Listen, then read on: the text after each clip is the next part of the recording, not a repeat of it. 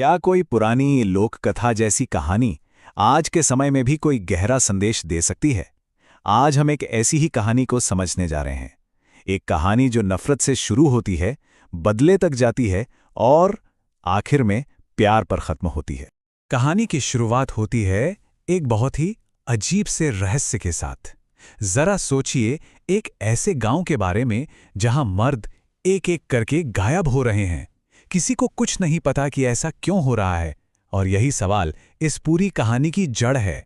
तो चलिए सीधा चलते हैं उस गांव में और उस डर और उलझन भरे माहौल को महसूस करते हैं और जानने की कोशिश करते हैं कि आखिर ये पूरा रहस्य है क्या।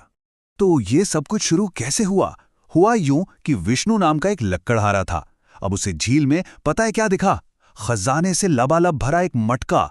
लेकिन जैसे वो उसके पास पहुंचा ना, बस एक अजीब सी धुंध ने उसे घेर लिया और वो गायब हो गया। 1 महीना बीत गया, कोई खबर नहीं। उसकी पत्नी मोहिनी जब उसे ढूंढने झील किनारे पहुंची तो उसे क्या मिला? सिर्फ उसकी कुल्हाड़ी। और जानते हैं, ये तो बस शुरुआत थी। इसके बाद तो जैसे एक सिलसिला ही चल पड़ा। गांव के मर्द एक के बाद एक रहस्यमयी तरीके से गायब होने लगे। अब गांव में तो दहशत फैल गई। लोगों के बीच कानाफूसी होने लगी, तरह तरह की बातें। जैसा कि एक गांव वाले ने डरते हुए कहा भी, ये किसी की बद्दुआ है जो हमारे गांव पर कहर बन के बरस रही है।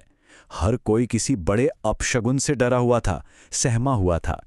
जहां हर कोई डर के साए में जी रहा था, जाहिर है किसी को तो आगे आना ही था। और यहीं से शुरू होती है एक नायक की खोज। गांव के मुखिया ने इनाम का ऐलान तो कर दिया, लेकिन अपनी जान दांव पर लगाने की हिम्मत किसी में नहीं थी। सब चुप, बस एक दूसरे का मुंह देख रहे थे। तभी उस खामोशी को चीरते हुए एक आवाज आई। रामू नाम का एक नौजवान आगे बढ़ा और बोला, मैं इस रहस्य को सुलझाऊंगा। जंगल में रामू की मुलाकात एक साधु से हुई। साधु ने उसे चिताया भी कि देखो, ये रास्ता मौत का रास्ता हो सकता है। पर रामू का इरादा एकदम पक्का था। उसका ये दृढ़ निश्चय देखकर साधु ने उसे एक बड़ा ही रहस्यमयी सुराग दिया।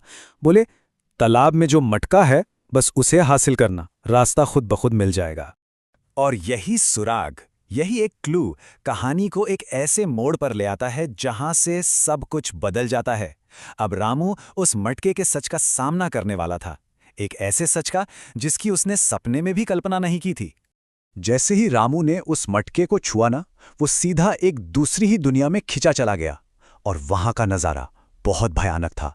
गांव के सभी मर्द बड़े बड़े मटकों में कैद थे।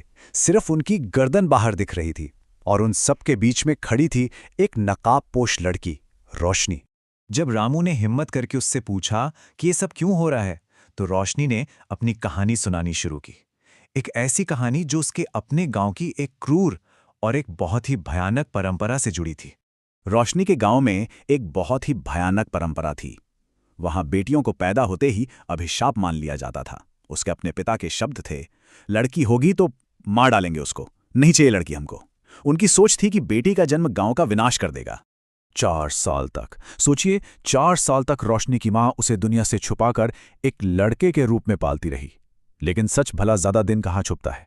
जैसे ही गांव वालों को पता चला, तो उसके अपने पिता ने बाकी लोगों के साथ मिलकर उसे एक ऐसी सजा दी जिसे सुनकर रूह कांप जाए। उस 4 साल की बच्ची को जिंदा एक जादुई मटके में कैद करके मरने के लिए छोड़ दिया गया, ताकि उसकी चीखें दूसरों के लिए एक सबक बने। इस हैवानियत को रोकने की कोशिश में उसकी मां को भी मार दिया गया। रोशनी बिल्कुल अकेली थी। तभी वही साधु वहां पहुंचे और उन्होंने उसे मटके से आजाद किया। उन्होंने उसे वरदान में जादुई शक्तियां तो दे दी, लेकिन शायद तब तक बहुत देर हो चुकी थी। दुख और गुस्से ने रोशनी के दिल को एकदम पत्थर बना दिया था, और उस पत्थर दिल ने बस एक ही कसम खाई थी, सारे मर्दों से बदला लेने की। ये सब सुनकर रामू तो हैरान रह गया। अब कहानी अपने उस मोड़ पर पहुंचती है जहां एक बलिदान सब कुछ बदल कर रख देता है। रामू ने उसे समझाने की बहुत कोशिश की कि देखो, तुम्हारी नफरत गलत दिशा में जा रही है। पर रोशनी बतले की आग में इस कदर जल रही थी कि वो कुछ सुनने को तैयार ही नहीं थी। उसने बताया कि उसे इस नफरत के श्राप से सिर्फ एक ही चीज आजाद कर सकती है, किसी का निस्वार्थ बलिदान। मतलब नफरत को खत्म करने के लिए किसी को खुद को मिटाना होगा। और तब उस एक पल में रामू ने वो किया जिसकी किसी ने कल्पना भी नहीं की थी। अपने गांव को बचाने के लिए और नफरत के इस कभी न खत्म होने वाले चक्र को हमेशा के लिए तोड़ने के लिए उसने रोशनी का खंजर उठाया और अपना बलिदान दे दिया। रामू के इस निस्वार्थ बलिदान की पवित्रता ने रोशनी के पत्थर दिल को पिघला दिया। सालों की नफरत, सालों का गुस्सा आंसुओं में बह गया। उसने अपनी सारी बची खुची शक्तियां बस एक ही काम में लगा दी, रामू को वापस जिंदा करने में। उस दिन सच में एक बलिदान ने नफरत को हमेशा हमेशा के लिए हरा दिया था। जब गांव के मर्द वापस लौटे और उन्होंने ये पूरी कहानी सुनी तो उन्हें अपनी सदियों पुरानी गलती का एहसास हुआ। वो सोच जो सिर्फ बेटे को ही अनमोल मानती थी, वो हमेशा के लिए बदल गई। उस दिन पूरे गांव ने एक प्रण लिया कि बेटा हो या बेटी, हर जान बराबर है। ये सिर्फ एक गांव का नहीं बल्कि एक पूरी मानसिकता का बदलाव था। और इस तरह रामू और रोशनी के विवाह के साथ ये कहानी पूरी होती है।